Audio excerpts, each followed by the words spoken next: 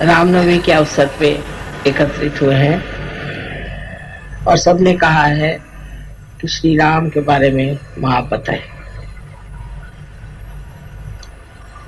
आप जानते हैं कि हमारे चक्रों में श्री राम बहुत महत्वपूर्ण स्थान लिए हुए हैं। वो हमारे राइट हार्ट पर विराजित है।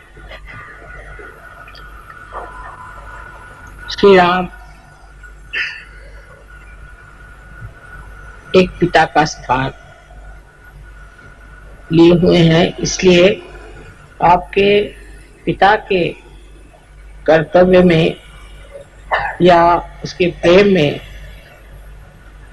कुछ कमी रह जाए तो ये चक्र पकड़ सकता है। सहयोग में हम समझ सकते हैं कि राम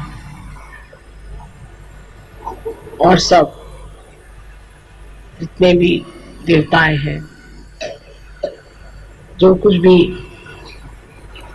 शक्ति के स्वरूप संसार में आए हैं, वो अपना अपना कार्य करने आए। उसमें श्री राम का विशेष रूप से कार्य है।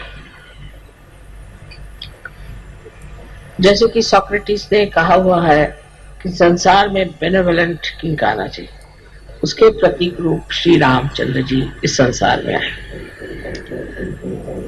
सो वो पूरी तरह से मनुष्य रूप धारण करके आए थे। वो ये भी भूल गए थे कि मैं श्री विष्णु का अवतार, भुला दिया गया। किंतु सर्व संसार के लिए वो एक पुरुषोत्तम राम थे। कि बचपन का जीवन सब आप जानते हैं और उनकी सब विशेषताएं आप लोगों ने सुन रखी है। हम लोगों को सहयोग में ये समझ लेना चाहिए कि हम किसी भी देवता को मानते हैं और उसको हम अपना आराध्य मानते हैं, तो हमारे अंदर उसकी कौन सी विशेषताएं आई हुई, कौन से गुण हमने प्राप्त किए। श्री रामचंद्र जी के तो अनेक गुण हैं, क्योंकि तो पुरुषोत्तम थे।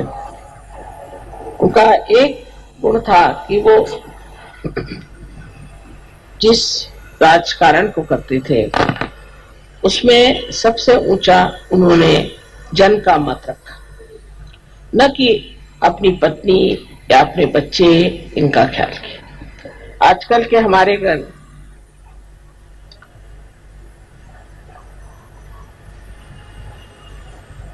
राजकीय लोग, पॉलिटिशियंस इस चीज को समझ लें तो उनसे स्वार्थ ही निकल जाए, वो निस्वार्थ हो जाए, धर्मपरायण हो जाए।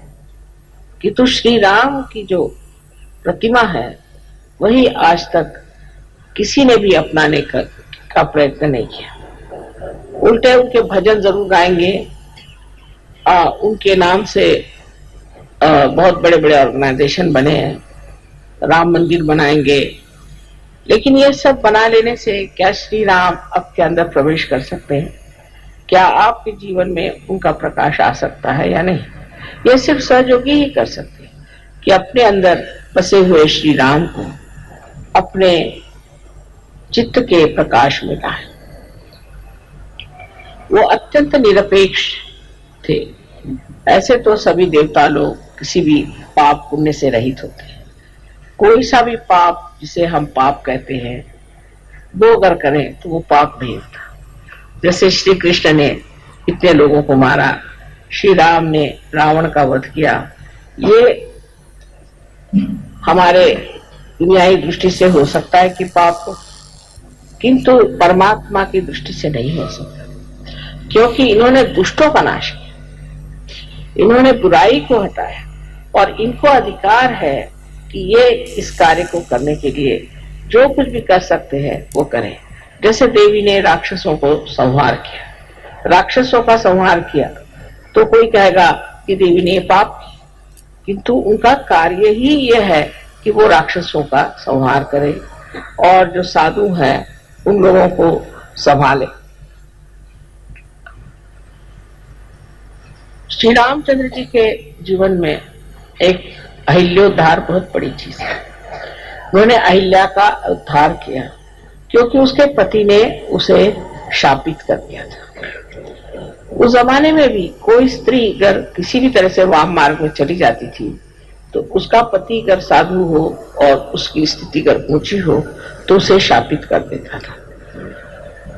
किंतु अहिल्या पर झूठा ही उन्होंने आरोप लगाया था, इल्जाम लगाया था और इस तरह से उसको भी उन्होंने पत्थर बना दिया। तो श्री राम ने उस अहिल्या का भी उद्धार कर दिया। विशेषकर उनकी जो पत्नी के प्रति प्रेम की एक पत्नी व्रत के प्रति जो एक उनका व्रत था वो बहुत समझने लायक है। हालांकि वो जानते थे कि सीता जी महालक्ष्मी स्वरूपा है, वो स्वयं देवी है, किंतु मनुष्य के रूप उन्होंने अपनी पत्नी के सिवाय किसी और स्त्री की तरफ आंख उठा करके भी नहीं देखी। जब हम राम की बात करते हैं तो हमारे अंदर जो पतित्व है वो भी हमारा स्वच्छ होना चाहिए। अगर कोई स्त्री श्री राम के बारे में सोचती है तो उसको भी अपने पति के प्रति वैसी ही श्रद्धा होनी चाहिए जैसे सीता जी को अपने पति के प्रति थी, और उसी प्रकार पति को भी श्री राम जैसे एक पत्नी व्रत होना चाहिए। सजग में बात कठिन नहीं, स्त्री का मान रखना चाहिए, अपने पत्नी को मान से रखना चाहिए। और हालांकि रावण उनको उठा ले गए थे तो भी श्री राम ने ये कर्तव्य समझा कि सीता जी को वहां से छुड़ा कर लाए, और लोकनंदा के लिए जनमत को रखने कितना उनमें संतुलन था। उसी सीता को जिसके लिए इतने वर्ष मेहनत करके उसको छुड़ा कर लाए थे उन्होंने त्याग दिया। अर्थात सीता जी स्वयं साक्षात देवी थी तो उनका त्यागने का तो कोई विशेष परिणाम नहीं होने वाला था और उन्होंने उन्हें त्याग दिया। कारण लोग ऐसी बातें करते हैं जो जन हित के खिलाफ, क्योंकि उनका आदर्श इसी तरह से ऐसा न बन जाए कि जिससे लोग अपने यहाँ इस तरह की औरतों को पल पाए जिन पर की लोग शक करते। हालांकि वो निष्कलंका थी और देवी स्वरूपा स्वच्छ निर्मल थी। उनको त्यागने पर भी फिर सीता जी ने भी उनका एक तरह से त्याग कर दिया। उन्होंने स्त्री जैसे रामचंद्र जी का त्याग किया और श्री राम ने एक पुरुष के जैसे उनका त्याग। सीता जी स्वयं ही पृथ्वी में समा गई और फिर अंत में श्री राम जी ने भी सरजू नदी में अपना देह त्याग किया। इस प्रकार इनका जीवन अत्यंत घटनात्मक और बड़ा चमत्कारपूर्ण है। सारे जीवन में देखिए तो सीता और राम का आपस का व्यवहार और उनका एक दूसरे के प्रति श्रद्धामय रहना।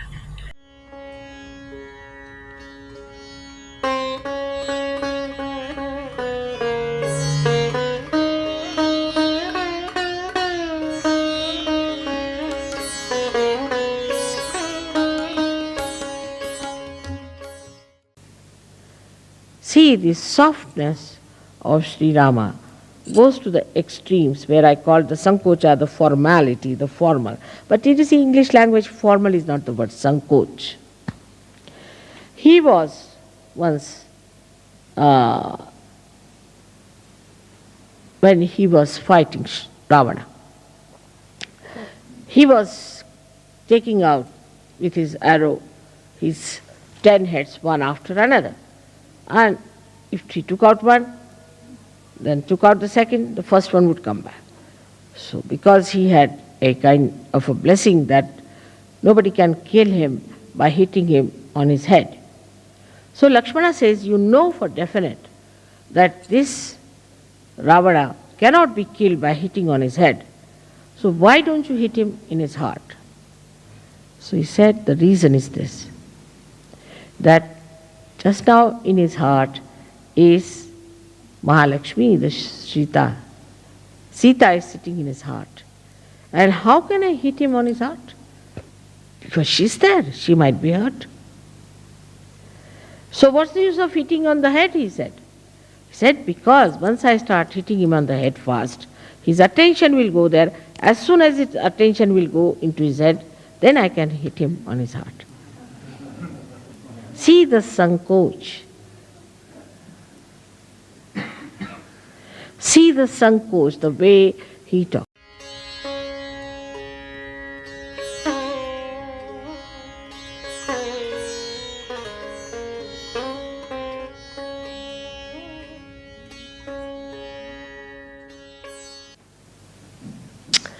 The sweetness of Sri Rama, the way he used to make people feel comfortable. Like, I would say, an example of a oyster who gets a little stone into the body of the shell, takes out a kind of a shiny liquid and covers it with that shiny liquid and makes it into a pearl to be comfortable. Now, he didn't want his own comfort. Rama a little bit different, that he wanted to make everyone into a diamond or a pearl so that the other person would shine and would look nice. And that's how he felt comforted.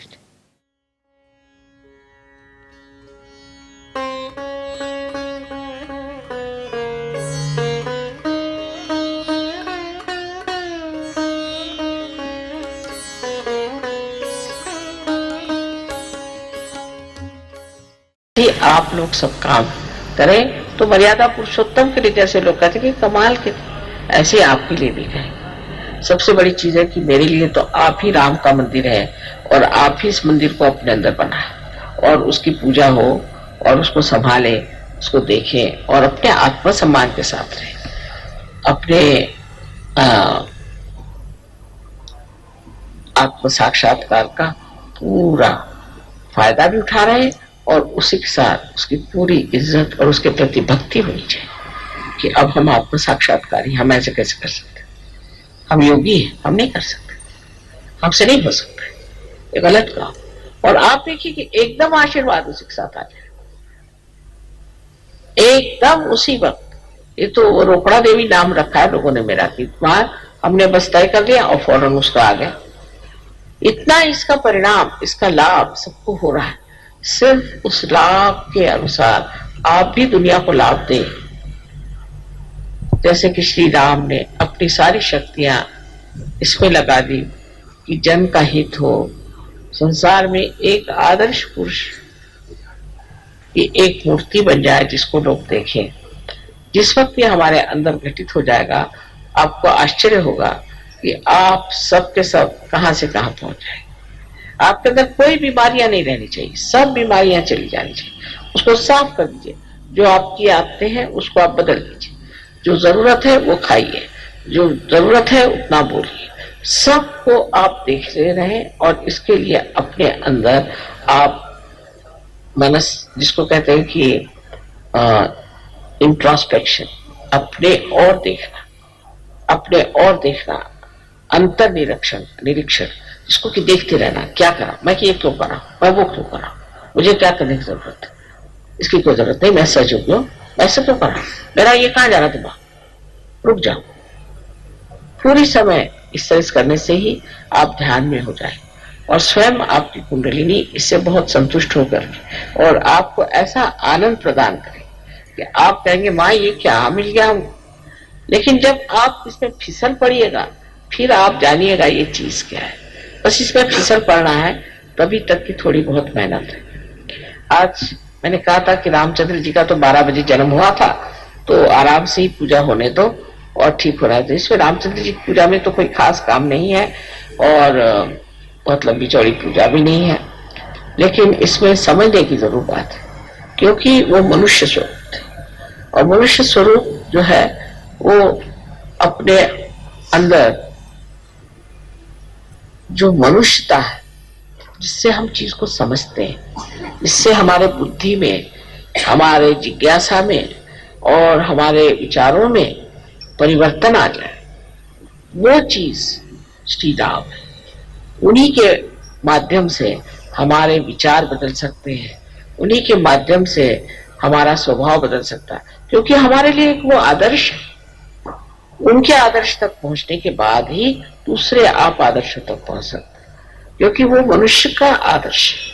कितनी बड़ी चीज है कि परमात्मा मनुष्य बनकर इस संसार में आए कि इनके लिए हम आदर्श बन जाए, और सब विपत्तियां उठाई, सब आफतें उठाई, दिखाने के लिए कि कोई सी भी विपत्ति और आफत आती है, मनुष्य को अपना धर्म नहीं छोड़ना चाहिए, विश्व धर्म नहीं छोड़ना चाहिए, और अपना योग है उसमें बने रहना चाहिए। आप सबको हमारा अनंत आशीर्वाद।